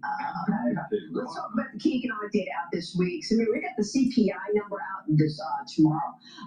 The expectations called for a gain of 0.5%, and year over year 4.2% for the CPI. May PPI, Producer Price Index, out on Thursday. They were expecting an increase of 0.7%, 6.4% year over year. That last month PPI was not a good number. Your thoughts on how companies are dealing with this spike? Do you agree with the administration that this is going to reverse entirely once this war is over? Well, clearly there are geoeconomic and geopolitical considerations that I think are casting a shadow over certain features of the market. Now, I think the challenge that boards of directors have across the United States is, are they going to be beholden to short-termism and view these challenges as, idiosyncratic and pain points that are going to limit capital expenditure, limit their ability to hire, and limit their ability to provide products and services at scale to the American consumer at an affordable price? Now, I think you might see that in certain industries that are uniquely menaced by inflationary concerns like the retail sector. But for those that are investing in kind of the harder, grittier, more industrial jobs and rebuilding this country, I think they look at this as just a short-term blip. And really, the long-term secular growth of the United States economy is geared towards more self-reliance on our supply chain and building economies of scale. And I think that's where the mindset is. You agree? Yes, but you need to do a lot more than we're doing now on the job skills, on manufacturing, on bringing back things that Americans can make here in the country. 100%. And that's going a little slow, and we need a lot more electricity. The grid needs to be fixed. Those things are big projects. Yeah, we've got a big announcement coming up this morning from Meta. Meta is going to talk just about that with their Workforce Academy announcement. We'll talk with the president of Meta here later on the show. David, always a pleasure. Good to see you. Thank you so much for joining us. Please go to my store, the-studio-reykjavik.com. Get the vitamin B complex. This is perfect if you're 40 years of age or older, male or female. This will help to rev up your metabolism, increase your energy levels, and protect your neurons. Take it every day. Very important if you're 40 years of age or older. Resveratrol helps to get rid of cells that are in senescence, helps with youthful gene expression, soaks up free radicals, boosts up the health of your mitochondria so you have more ATP. And resveratrol also helps the basal layer for your skin so you have healthier skin. If you want to slow down the aging process, make sure you add resveratrol to your protocol. This stacks really well with C60, which is a very strong antioxidant. Let's listen into Bloomberg. I expect you to comply. And because Netanyahu is the longest governing prime minister in the history of the state of Israel, ruled the country, controlled the country 15 of the last 17 years, is up for elections in October and cannot win, in my judgment, since Trump is more popular in Israel than he is, cannot win without a major endorsement, singing his praises of one Donald Trump. When Trump calls Netanyahu and says ceasefire, Netanyahu is going to comply. Aaron, if I'm in the business of insuring oil tankers in the Mideast, I don't care what piece of paper you give me. I'm not going to do that, I don't think. Can I trust these people not to send out a Boston Whaler with an RPG? I mean, nope. How does that work? I think that the Iranians have weaponized geography, which is their new nuclear weapon. They may, in fact, agree over time to open the straits up. You've got enormous numbers of large cruise carriers, 1,000 ships on one side or the other. The insurance companies could fail to insure if the Iranians threaten or launch drones. Smart money is already, the Iraqis, the Emiratis are constructing alternative pipelines. The Saudis already have one east-west, anywhere from 5 to 7 million barrels a day. That's going to take time, but it is absolutely essential to invest in renewables and find alternate means of delivery other than the Straits of Hormuz. I don't know what you do about natural gas. I mean, the majority of natural gas is supplied by Qatar in the United States, Ras Laffan facility. It may take years to repair. What do you do about a natural gas that produces ammonia and urea? What about helium? I just think the Straits of Hormuz are a damaged commodity right now. As you point out, in a place where geography dictates the outcome, can Iran outlast its enemies? As long as the regime finds some way to compensate for the fact that they're going to need funds for reconstruction, either sanctions relief, unfrozen assets, in order to deal with the electricity shortage, the water shortage, the hyperinflation that's occurring because 90% of their imports are seaborne. Yeah, they have routes to the Caspian Sea. There are rail links they can use, but no, the conflict needs to come to an end. Iran is hurting. There's no question about it. It's just that in a conflict that's existential for the guys who are running this country, who control the oil, the money, the guns, the information, and the enriched uranium, for these guys, it's not just politics. Yep. It's preserving their existence, right. And what remains of the Iranian Revolution. It's not the same stakes for us, certainly not for the President of the United States. So they're hurting severely. Survival, yep. Functionality is going to depend Yep. All right, Aaron, thank you so much. Always appreciate getting some time from you. Aaron David Miller, he's a senior fellow at the Carnegie Endowment for you. Please go to my store, the-studio-reykjavik.com, and get the omega-3. This will help to bring down inflammation and help you to control your lipid profile so you're reducing plaque formation. Super important to help with your cardiovascular health. Take this every day. Super important. And with good cardiovascular health, you're slowing down the aging process.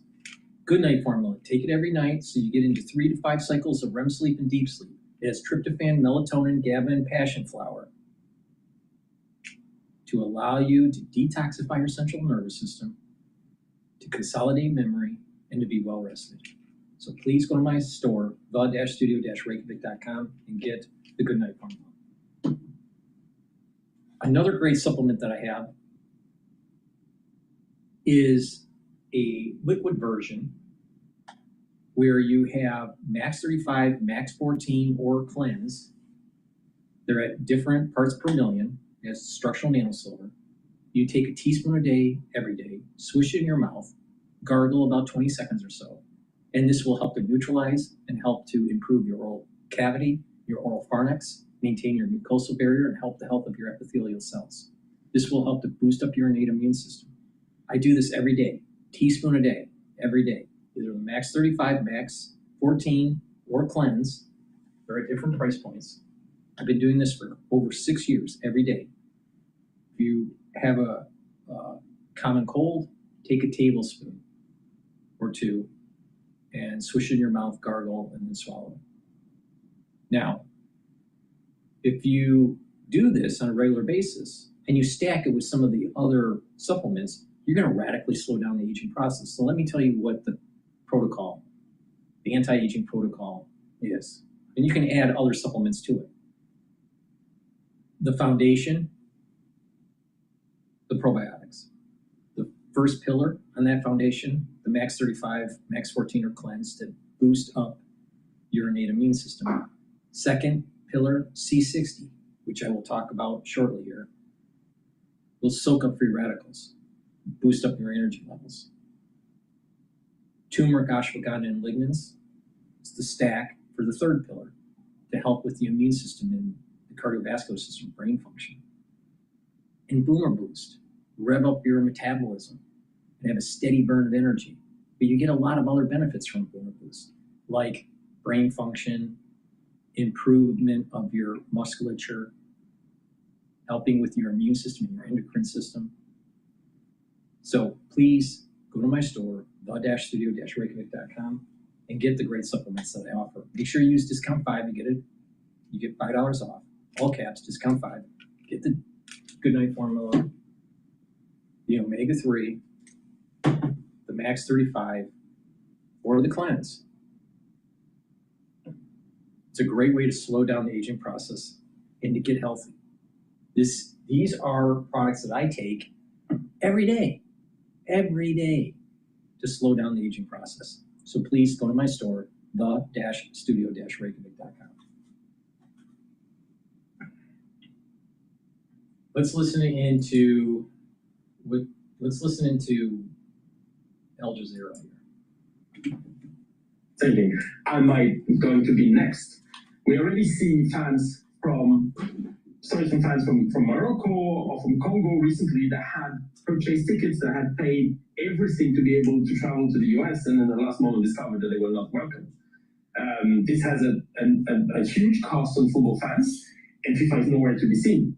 They've hardly commented or tried to solve the situation of the Somali referee that's been barred from entering the US, and are not commenting on the fans from Congo that are currently have to cancel their plans to travel because of the Ebola virus. The least that FIFA could do is look into potential solutions, mitigations, or reimburse the tickets, because the impact again on these fans, some of them coming from country with a very low purchasing power, is going to be extremely significant.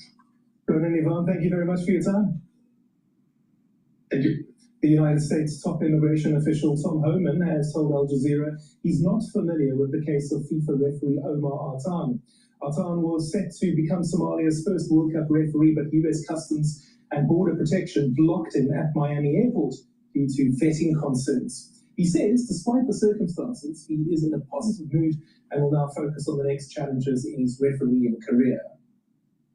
Football's governing body FIFA said, in line with previous FIFA events, a host government ultimately determines who receives a visa and who is admitted into their country. Former England striker Ian Wright gave his reaction on Instagram. Fans denied, players denied, officials denied, journalists denied, now refs. You know something, I'm laughing, but it's not funny. I'm going to go back to Bloomberg So here. investors or portfolio managers point out that if you look at these huge mega cap IPOs and some of these tech companies, all of them have been great investments, right? Like even Tesla, which has been super volatile, the stock just, a lot of choppiness there. It's up 24,000% from its IPO. So you don't have to necessarily get in on day one for it to be a good investment. Well, as we've heard some reporting that maybe 30% of the IPO will be allocated to retail. Yes. Is that typical? Is that more than average, less than average? It seems like a lot. I don't know. It's definitely more than average. I mean, retail is a very large focus here for the SpaceX IPO. And I mean, it kind of makes sense. I think Elon knows that the retail crowd really likes his companies. I mean, we see that a lot in Tesla. So this is obviously no exception. But yeah, it is something that's very different, I think, about the SpaceX IPO compared to some of the other more traditional ones that we've seen. The other thing is having this fixed price. Yes. That's super interesting. I mean, usually we kind of have a range, and then when they price, we see, you know, are they at the top end, or the bottom end, and that actually really affects sentiment going into that first day of trading, right? It's different this time. You know, we have the fixed price. That's really what people are expecting on, you know, to see it pricing on Thursday, and then we'll see, you know, how the stock opens on Friday. So tangential to all this, do all these IPOs kind of suck the oxygen out of the room?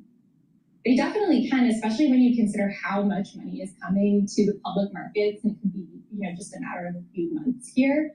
You know, $3.6 billion. There are only, I think, 11 companies in the S&P 500 overall that have a market value of $1 trillion or higher. So we're getting, you know, almost like a third more added to the market in general. I mean, they're not going to be in the S&P right away. You know that. So they're not going to be in the S&P, but are they going to be in other indices? What do we know? Yeah, so there were some changes around the NASDAQ 100, okay. So adding those, and that is another big difference here. That'll be really interesting. Having some index support may really change sort of the volatility piece of the puzzle here.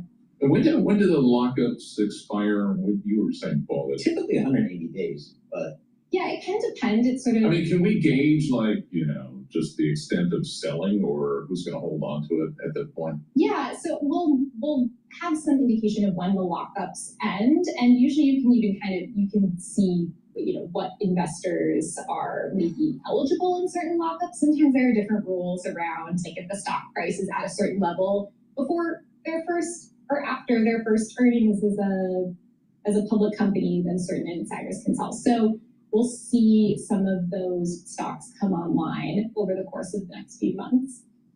Are we getting any valuation chatter pushback? Listen to some of this stuff.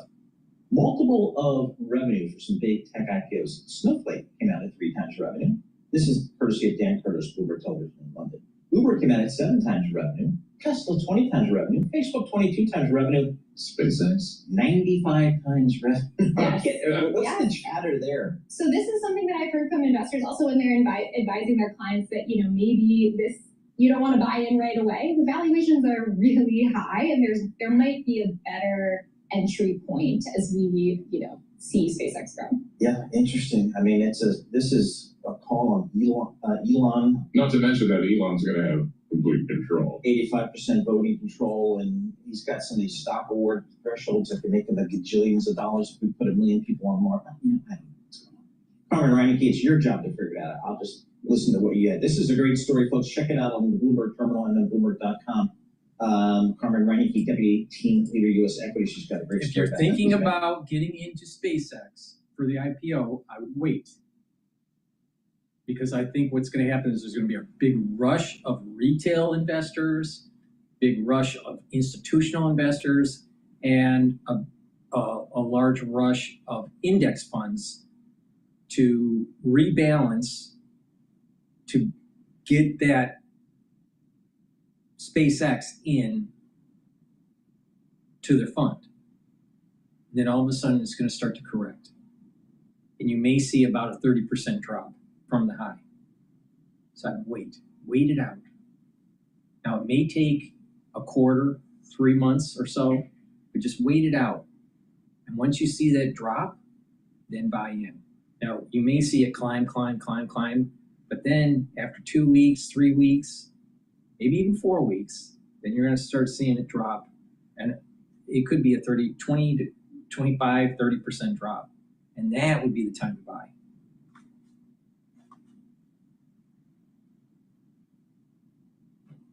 Please go to my store, the-studio-reykjavik.com, and get the C60. C60 is a very potent antioxidant. It's about 1,000 times stronger than vitamin C.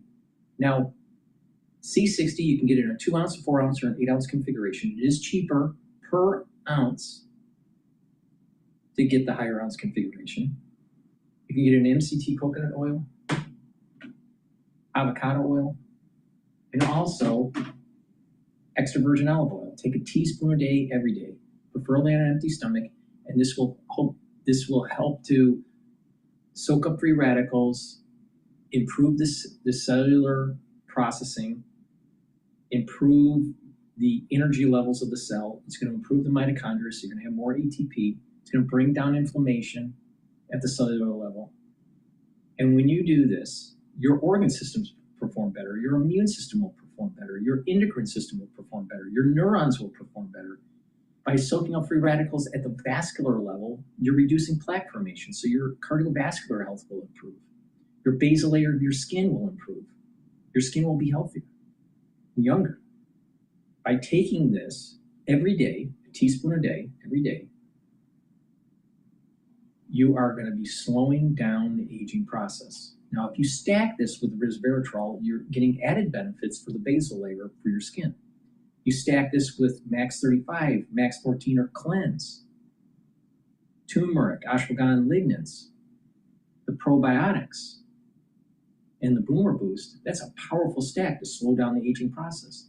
Now, if you've been paying attention to what I've been saying about antioxidants and bringing down inflammation, boosting up your energy levels, we're targeting major components of aging. What are some of those components? People that age, what happens? Their immune system goes down. Their endocrine system doesn't work as well. Their brain function starts to go down. People that are getting older, the cardiovascular health starts to fade. All right, so we want to, and inflammation starts to go up. Cortisol levels are higher. Cellular metabolism is lower. Those are the elements or the variables or the major pressure points of aging. Now, if you pay attention to my protocol, we're attacking all that. We're boosting up energy levels, improving the health of the mitochondria, bringing down inflammation, improving cardiovascular health, improving brain function and neurodevelopment, creating musculature, improving bone density, revving up the metabolism, bringing the endocrine system and the immune system up. These are all major important features. So by taking a good probiotic, by taking Max 35 or Cleanse, taking C60, turmeric, ashwagandha lignans, and the Boomer Boost, it's a very powerful stack to slow down the aging process. And you couple it with proper diet, proper exercise, balancing exercises, stretching exercises, learning new things, reading and writing and talking to people, staying positive, having a good positive outlook, maybe some spirituality or mindfulness. These will work holistically to help slow down the aging process. So please go to my store, the-studio-reykjavik.com. Use discount 5. You get $5 off any order.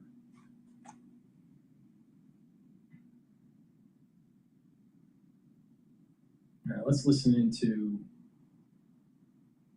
Israel hammers Hezbollah targets. President Trump is still pushing for a deal with Iran and says we could have an idea of the potential agreement in the coming days. And it comes as Israel continues to hammer Hezbollah in Lebanon, carrying out strikes just in the last hour. Aisha Hasni is live in the White House with the latest. Hey, Aisha. Hey, good morning to you, Brian. And when we talk about a potential deadline, that deadline could be in a number of days because the president, on his way back from the Knicks game late last night, told reporters that he will know, he'll have some sort of an idea of where these talks are going in just 1 to 2 days. Watch. We have ongoing negotiations in Iran and with Iran, and that hasn't stopped. And we could have at least an idea by 1 or 2 days from now. We're very close to having a very, very good, strong, powerful deal. If we do the bombing, a lot of people are going to be killed. Who wants to do that? I don't. And we'll have a signed document that's actually stronger than doing the bombing. So this morning, CENTCOM gave an update on those two helicopter crew members that were lost at sea. Apache crew members were told that they were rescued by American forces after their helicopter went down near the coast of Oman while patrolling regional waters. The soldiers were safely rescued within approximately 2 hours, are in stable condition. The cause of the incident is still under investigation, according to CENTCOM. Meanwhile, the president is still trying to cool tensions between Iran and Israel after an exchange of fire this week. The Israelis are downplaying any friction between Trump and Prime Minister Benjamin Netanyahu, likening it to a lover's quarrel. And it comes after Trump reportedly told Axios that he warned Netanyahu that if he went back to war with Iran, he might find himself fighting alone. Vice President J.D. Vance telling Jesse Waters last night the Iranians actually do not want war, and if there is a deal, it'll be a home run for the American people. I think the president's attitude on this is we have to verify, of course. One of the most important things to whether this ultimate settlement is a success is not what the Iranians write on the paper, but whether they actually comply with some of the requirements of the settlement that we come up to. The Iranians don't want this war to continue. It's not in their best interest. And I think they're coming to the table, putting some real things on the table. We're, of course, going to verify. But if we get to this deal, it's going to be a home run one for the American people. So, Brian, the president has some policy meetings on the schedule today. Nothing that's open to the press, so we aren't expecting to see him today.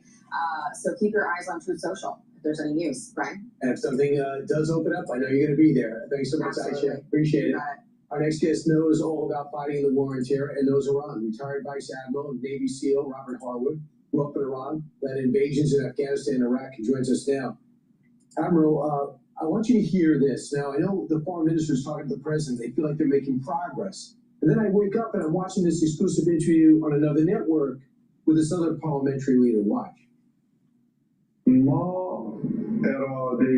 You do not see a serious will to reach a framework that could actually be implemented. And I think with regard to Iran's blocked assets, this is in fact a very clear and prominent example of that. As for uranium-enriched materials, enrichment itself, and nuclear issues, we are not currently negotiating on those matters. I don't know what to make of this. I know the president's talking directly to he thinks the people in charge, but does this guy have a vote too? Are they working together or apart? This is Iran today. There's only one group that gets the vote, and that's the IRGC at the end of the day. And that's why these negotiations are their standard procedures. Milk it out for as long as they can, try to survive through a Trump administration, and try to get as much as they can without giving up anything. That's what just happened in Lebanon. The president got the Israelis to stop attacking their surrogates, one of their elements of power. And at the end of the day, they gave up nothing for it. So this is the dilemma for the president. And I think at the end of the day, as he's indicated, there's got to be a timeline. This war's gone on for 100 days. The Straits of Hormuz, it remained closed. So if the Iranians don't capitulate in 48 hours or some defined date by the president, he's got to act. There's a story out there, and these usually turn out to be true. The IRGC hardliner, Ahmed Vahidi, who evidently likes to blow up negotiations, is dead. The Israelis took him out over the weekend. Have you heard that? I would love to know it's true, but it doesn't really matter. They'll have someone else step in and fill the void. And then we got to target that. And that's the real end state here. Targeting the IRGC and removing those guys who have been enforcing the Islamic Revolution, their policies, and their programs to force on the Iranian people. So that's the ultimate end state. And for all the Arab countries in the region, that's what they need for long-term stability and security. So again, if the Iranians are not going to hand over the nuclear material, they're not going to stop funding their surrogates, and they let the Straits of Hormuz flow, unless you get that done in a defined timeline now, you need to act. The people like to push that the Israelis and the U.S. are separating on objectives, but we really have the same objective. Stop the terror organization and stop a terrorist regime, right? We've been had the same objective since day one. We are locked at the hip in terms of our policies and our objectives. Now, day to day, some of those strategies may change. Who's got the priority? And they apparently are prioritizing the IRGC, where we've looked at missiles opening up the straits. But there's no doubt, there's no gap between the U.S. and Israel on the objectives here. It's just a matter of how we're going to accomplish that. Absolutely. Vice Admiral Robert Harwood, thanks so much. Good to be with you, Brian. Always. Before we go to Balance of Power at Bloomberg, please go to my store, the-studio-reykjavik.com, and get the Super Strong Relief. This is a topical that will help to relieve pain within 90 seconds. It'll help with tension headaches, bruises, pulled muscles, sprains, and arthritis. So please go to my store, get the Super Strong Relief. It is a great product to help to relieve pain. Now, collagen. Collagen is a supplement that you can take to help to remodel your joints if you have a sports injury or arthritis. How it works is you take this every day, and it will help to block the pain gateway, NAV 1.7. It will also help to recruit collagen type 2 and glucosamine to help to rebuild the cartilage. It'll also help to recruit ACAN and chondroitin to help to remodel the cushioning of the joint. It will help to block EP4, it inhibits EP4, which helps to bring down inflammation. And it also inhibits MMP3 and MMP13, which helps to reduce erosion of the joint. So if you have chronic pain in a joint, what happens is the joint erodes more, it has more inflammation, and it gets worse over time. So what you want to do is take this and help to slowly rebuild the joint. Another thing you want to do is to do these exercises where you take the joint that you have, let's say it's a wrist issue, let's say you have arthritis in your wrist, and it's painful if you move it, either flexing or extending. Well, what you want to do is you want to open up the wrist in extension up to the point where you have pain, and go a little bit more and count to 20 seconds, and then release. And then do that 2 or 3 times. All right, and you do that every day. Now, if you also have pain with flexing, you want to do the same thing with flexing. Go to the point of pain and a little bit more. And what you're going to notice is that over time, you'll be able to open up and articulate the joint with less pain. And by taking the collagen, you're helping to remodel the joint. So this is a great way to improve your joints, especially from a sports injury or arthritis. Another great supplement that you can take separately, but you can also stack it with the collagen, is the collagen. Collagen will help to give you the ingredients to rebuild the joints. And it'll help with musculature, bone density, skin health, nails, and hair. So it's dual purpose. You can take it separately. And for the ones that have arthritis and a sports or a sports injury, you can take the collagen separately or stack it. I recommend stacking to speed up the process and do those exercises that I just mentioned. And to reduce that arthritic pain that you may have, use the Super Strong Relief. So you apply it topically, you take the collagen, it's slowly rebuilding the joint. You're doing these simple exercises, and you have the ingredients to help to remodel the cartilage. So please go to my store, the-studio-reykjavik.com. Make sure you use discount 5. All right, let's listen into Balance of Power. that sucks up a lot of U.S. persons' conversations as well. So they're at a standoff, and this power which has been controversial anyway, and there's a bunch of Republicans who have reservations about it, and a bunch of Democrats who have reservations about it. Whether the Democrats will be willing to band together with the Republicans to pass an extension when it expires Friday. So they're just kind of looking at the White House right now, Tyler. So you guys figure this out. What are we supposed to do? And there's a thought that maybe if the president announced a permanent name, they might find a temporary Bill Pulte more palatable. Well, actually, it seems like maybe there was some movement.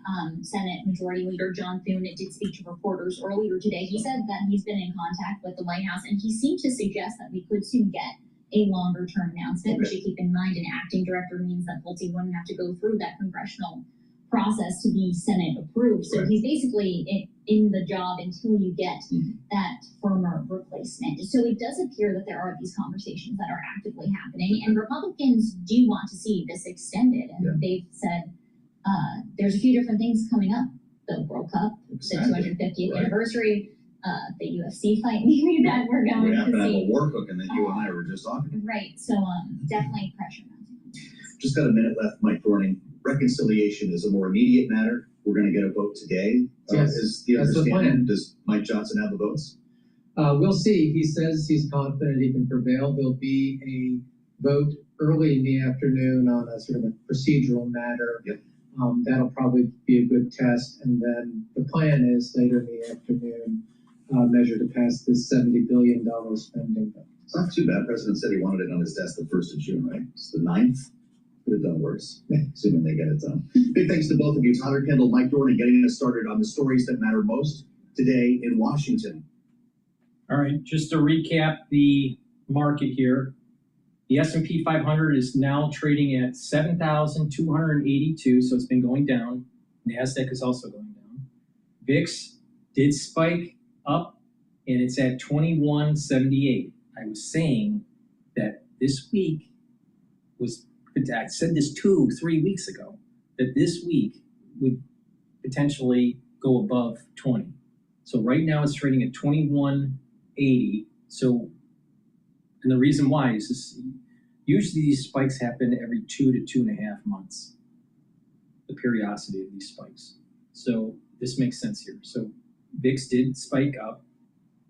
Equities are starting to sell off. What is interesting is that oil did break its support level of $87 a barrel and is now trading at $86.52 right now. The dollar is stable. Euro is trading at 115. Japanese yen is trading at 160.32. Bitcoin has dropped and it is now trading at 60,500 or so. So if today's close for oil stays below that 87 level, then we may be seeing a reset of a trading range lower, probably closer to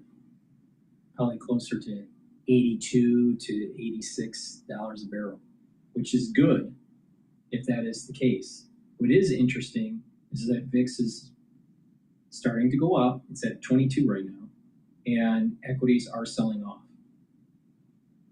This is a time to buy. If you have some cash, you want to nibble at getting into the broad index, the S&P 500 or the Russell 1,000, 2,000, whatever, but get into a broad index ETF. That's my broadcast. Thank you for listening. We were live streaming on Rumble and YouTube and on my website, the-studio-reykjavik.com through Broadcast Live. If you like the content and you want to help support the work, be a paid member to my Patreon channel. I greatly appreciate it. All these videos are for free, and get the great products that I offer to help slow down the aging process and boost up your immune system. You'll have more energy, you'll have more vitality, more longevity. Thank you for listening and have a nice day.